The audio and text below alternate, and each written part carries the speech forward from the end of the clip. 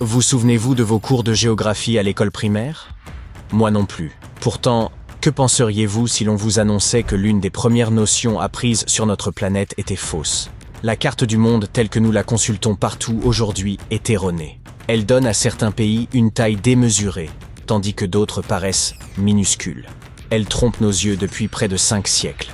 Et à présent, les pays d'Afrique entendent bien y remédier. Repensez au mur de votre classe. Peut-être vous souvenez-vous d'une grande carte déroulante bleue suspendue au-dessus du tableau. Peut-être jouiez-vous à nommer un pays tandis que le professeur les pointait du doigt. Cette carte reposait sur ce que l'on appelle la projection de Mercator, ce modèle classique connu de tous. En 1569, un ingénieux cartographe, Gerardus Mercator, a imaginé cette représentation. Elle n'était pas destinée aux écoles, mais aux marins, et elle est devenue un standard pour la navigation. Les océans étaient déjà très fréquentés au XVIe siècle, et si vous cherchiez à naviguer du Portugal jusqu'en Inde afin d'importer des épices comme le poivre ou la cannelle pour faire fortune, aucune autre projection ne vous facilitait autant la tâche. En quoi cette carte est-elle erronée? La Terre est sphérique, et vouloir l'aplatir revient à peler une orange pour la plaquer parfaitement. Elle se déchire et se déforme. Une ligne droite sur le globe devient toute courbée une fois étalée, ce qui complique la tâche des marins, dépendant d'une simple boussole. Mercator a donc étiré les zones proches des pôles, rendant ces régions gigantesques. Pourquoi? Eh bien, ce choix permettait de transformer une direction à la boussole en une ligne droite sur la carte. Le navigateur n'avait qu'à tracer un trait jusqu'à sa destination et le suivre sur l'océan. Mais cette astuce géométrique a créé des distorsions colossales. L'Afrique semblait presque de la taille du Groenland, alors que ce dernier est 14 fois plus petit. L'Europe paraissait presque aussi vaste qu'elle, alors que le continent africain est environ 3 fois plus étendu. L'Afrique est d'ailleurs si imposante qu'on pourrait y loger les États-Unis, la Chine et l'Inde en conservant encore de la place. Le Royaume-Uni y tiendrait-il? À mesure que les cartes étaient reproduites dans les livres et les atlas, celle de Mercator est restée en usage grâce à sa popularité. Son format rectangulaire, commode sur un mur ou une page, l'a peu à peu imposé comme une vérité admise.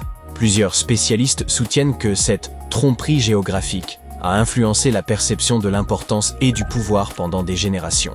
Souvenez-vous, la colonisation faisait alors rage et les puissances occidentales s'empressaient de s'approprier routes commerciales et territoires. Voir l'Europe occuper autant d'espace sur la carte ne faisait que renforcer l'idée qu'elle dominait le monde. Certains géographes et militants ont donc fini par s'interroger. Pourquoi continuer à enseigner la planète avec un outil nautique vieux de 5 siècles? Au fil des époques, les cartographes ont tenté de résoudre cette difficulté, mais avec des résultats mitigés. Dans les années 60 apparut la projection de Robinson, conçue comme une carte de compromis. Elle ne cherchait pas à représenter parfaitement la taille ou la forme, mais à offrir une vision globalement harmonieuse. Et cela fonctionna. National Geographic l'adopta durant de longues années, malgré l'absence de précision absolue. L'Afrique semblait alors plus proche de sa réalité, mais les pôles demeuraient exagérément étirés et les zones équatoriales légèrement comprimées. Une autre projection marquante, dans les années 70, fut celle de Gale Peters, l'une des premières à restituer correctement la taille des pays. L'Afrique y retrouvait enfin ses proportions réelles, mais le reste du monde paraissait difforme, comme si l'on avait étiré la carte de Mercator sur un tissu trop élastique. Plus récemment, la projection Equal Earth, en 2018, a proposé une alternative ambitieuse, afficher des dimensions exactes, sans provoquer une impression trop étrange. Sur cette carte, l'Afrique apparaît immense, l'Amérique du Sud est bien déployée, et l'Europe n'occupe que la modeste surface qui est la sienne. Les formes semblent un peu incurvées, et les contours pas toujours alignés. Mais ce compromis semble acceptable. Ce modèle pourrait être le bon, car l'Afrique affirme désormais qu'il est temps d'adopter une carte reflétant réellement son immensité. Et l'Afrique n'est pas seule concernée. Prenons la Scandinavie. Sur de nombreuses cartes, elle s'allonge étroitement, donnant l'illusion d'égaler presque l'Inde. Ce n'est qu'un effet trompeur de la projection de Mercator. En vérité, l'Inde est une géante, environ 3 fois plus vaste que l'ensemble des pays scandinaves réunis. Ainsi, même si la carte les présente comme comparables, la réalité géographique profite nettement à l'Inde. Avant de jeter votre vieille map monde, gardez ce détail en tête. Toute carte plate vous ment. Il existe des centaines de projections, chacune corrigeant un problème tout en créant un autre. Certaines conservent des directions exactes, d'autres préservent les superficies, et quelques-unes cherchent seulement à être agréables à regarder. Les cartographes se querellent à ce sujet comme des joueurs débattant du meilleur Mario. Puisque je ne suis pas marin, j'aurais tendance à voter pour la plus jolie. Le seul outil qui restitue véritablement la réalité est le globe terrestre. C'est pourquoi les globes scolaires sont inclinés d'environ 23,5 degrés, conformément à notre planète. Aucun support ne se rapproche davantage de ce que nous pourrions voir depuis l'espace. Toutefois, personne ne trimballe une terre de la taille d'un ballon dans son sac. C'est la raison pour laquelle nous recourons encore aux cartes planes. Elles sont pratiques, faciles à imprimer et compréhensibles d'un seul regard. Même Google Maps conserve la projection de Mercator pour la navigation urbaine, car elle simplifie les directions. Et si vous souhaitez observer la Terre sans toutes ses déformations, Google Earth est là pour ça. Vous pouvez y faire pivoter le globe, zoomer, dézoomer, c'est notre monde dans sa forme véritable, reconstitué numériquement. Mais la taille et la position ne sont pas les seules illusions. Les distances peuvent aussi être faussées. Sur une carte de Mercator, tracer une ligne droite entre New York et Londres donne l'impression de suivre la voie la plus rapide. En réalité, le trajet le plus court, appelé route orthodromique, se courbe vers le nord, au-dessus du Groenland.